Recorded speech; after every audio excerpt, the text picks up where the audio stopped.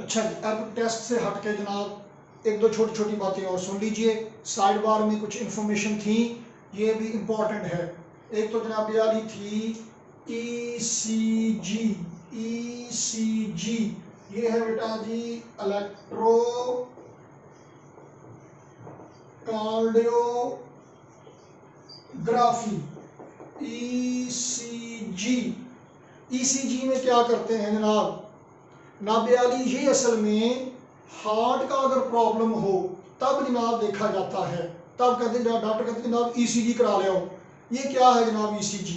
होता ये है कि आपके जिस्म में भी चार्जेस मौजूद हैं, और ये बात हम पहले लेक्चर्स में शुरू में डिस्कस करके आए हैं कि हमारा जो हाथ है और जो हमारा दिमाग है, हमारा सारा बॉडी का सिस्टम है, ये पोटेंशियल डिफरेंस पे ही काम करता है। दिमाग में चार्जेस मौजूद हैं, दिमाग ने इंस्ट्रक्शन देना है हाथ को ऊपर उठाने के लिए। और किसी ज़माने में ये समझा जाता था, मज़े की बात ये है कि जनाब ये जो फिल्म के जी ये फिल्मी डायलॉग हैं कि जी मेरा दिल नहीं करता, आप मेरे दिल में रहते हैं, मेरा दिल कट गया, मेरा दिल बद गया, तो मेरे दिल को ये हो गया। बंदा कहता था जनाब के दिल का मामला कहाँ से आ गया, सोचने का काम तो दिमाग करता है। तो लेकिन अब पता ये चलता है जनाब, पता ये चला है कि हमारे हार्ट पे रिसेप्टर्स मौजूद हैं, और जब कोई भी काम कोई भी बात है तो यहाँ से सिग्नल आगे जाता है दिमाग तक। दिमाग का काम है रिस्पॉन्स देना, ये प्रोसेसिंग यूनिट है, इंस्ट्रक्शन को प्रोसेस करता है। तो कहते नहीं कि दिल स्याह हो गया, दिल मुर्दा हो गया, इसका मतलब ये है कि जब हार्ट से सिग्नल जाता है दिमाग तक, वो उसके अकॉर्डिंगली काम नहीं करता, उस सिग्नल को रिस्पॉन्स नहीं देता, तो आहिस्ता आहिस्ता वो सिग्नल जनरेट करना ही बंद कर देता है। तब हम कहते हैं जनाब ज़मीर ही मुर्दा हो गया। तो अगर हार्ट सही काम कर रहा है तो हार्ट से सिग्नल भी जा रहे होंगे। तो हार्ट जिस्म दिल के लिहाज से जिस्म के मुख्तलिफ हिस्सों का पोटेंशियल डिफरेंस मेजर करते हैं, जिसे और उसका जो ग्राफ बनाते हैं वो कार्डियक हार्ट कार्डियोग्राम कहते हैं उसे, इलेक्ट्रोकार्डियोग्राफी ECG। वो प्रोब लगा देते हैं जनाब, आप यहाँ देख रहे होंगे कि जनाब यहाँ पे ऐसे प्रोब लगा देते हैं, तो उसका ग्राफ नॉर्मल एक्टिविटी हार्ट की हो तो ग्राफ और तरह का होता है, एबनॉर्मल एक्टिविटी हो ग्राफ नॉर्मल से हटके होता है। पता चल जाता है कि किसी किस्म की कोई एबनॉर्मेलिटी है, हार्ट में कोई मसला है, इसका दिल खो गया, दिल घट गया, दिल बढ़ गया, इसका क्या मसला हो गया, ये ECG है। इसी तरह से बेटा जी होती है EEG, स्पेलिंग में होते हैं जनाब, ये बुक पे साइड बार में मौजूद है, ये मैं भी डिस्कस कर रहा हूँ। EEG लिखने में होता है इलेक्ट्रो, EEG लिखने में है स्पेलिंग इलेक्ट्रो एनसेफेलोग्राफी, पढ़ते हैं इसको इलेक्ट्रोसेफेलोग्राफी। क्या जी? इलेक्ट्रोसेफेलोग्राफी। तो ये ब्रेन की एक्टिविटी के लिए है, दिमाग और जिस्म के मुख्तलिफ हिस्सों के दरमियान जो पोटेंशियल डिफरेंस मेजर किया जाता है ये उसके लिए है। इसी तरह से होगा जनाब ERG इलेक्ट्रो रेटिनोग्राफी, रेटिना की एक्टिविटी चेक करने के लिए ऐसी पोटेंशियल डिफरेंस या इसके वोल्टेज चेक करके जनाब देखते हैं कि इसकी आंख की एक्टिविटी ठीक है कि नहीं है। तो ये तो कुछ साइड बार की इंफॉर्मेशन थी।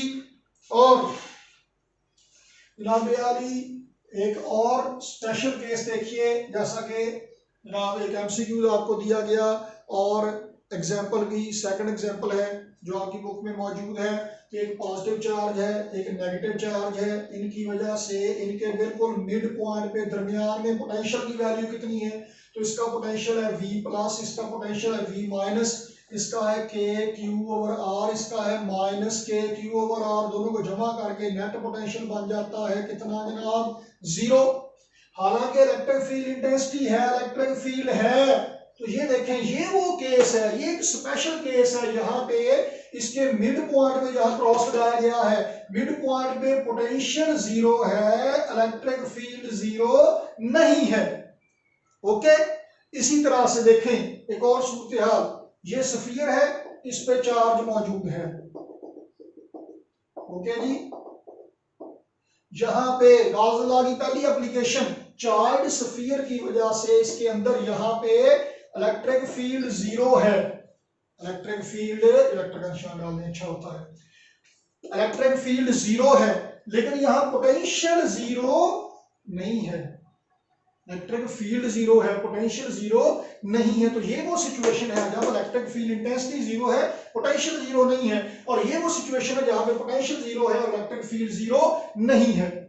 और एक और बात, ये जो स्फीयर है ऐसे चार्ज यूनिफॉर्मली डिस्ट्रीब्यूटेड है इसके ऊपर, ये कहलाती है इस तरह की सरफेस इक्वी पोटेंशियल सरफेस। इसमें इस सेंटर के लिहाज से देखें, हर जगह का हर पॉइंट का पोटेंशियल सेम है। जमीन भी इक्वल पोटेंशियल सरफेस है। Equal potential surface constant potential वाली सरफेस। तो इसमें पोटेंशियल डिफरेंस कितना होता है? इक्वल पोटेंशियल सरफेस पर value of potential difference is zero at equal potential surface. ये भी याद रखना है, ये टिप्स ही है। और भी याद रखिएगा कि कूलम्स लॉ चार्जेस के दरमियान एप्लीकेबल होता है कब?